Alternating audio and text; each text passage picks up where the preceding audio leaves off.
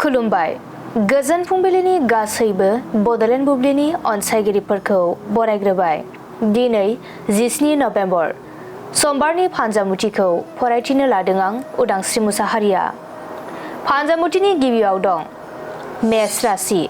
सोरजोंबा सुथुर जालायना थानाय दङब्ला गोरोबज्लायफिननो हागोन मोजां सान। बृष राशि।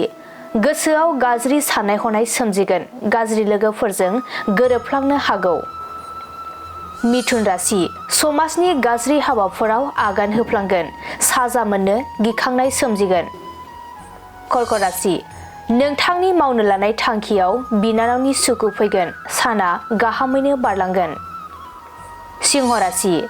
गावनि आंगोजों गोसा बाथ्रा बुंजानो हागौ, जेरावखि थाया गोजोन मोननाय नङा। कन्या राशि।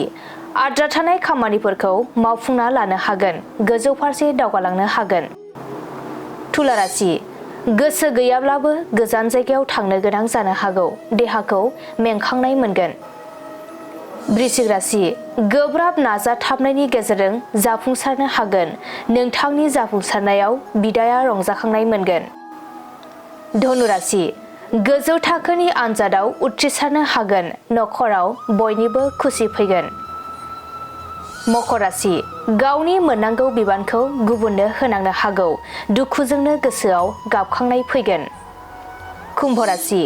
देहायाव सानाय सुनायफोरा जाखांफिननो हागौ, जानाय लोंनायाव सांग्रां जानाया गाहाम। मीन राशि। दाबसे जायगायाव थाथेरनो सम मोननाय नङा, खामानिफोरा मावब्लाबो जाफुंनाय नङा।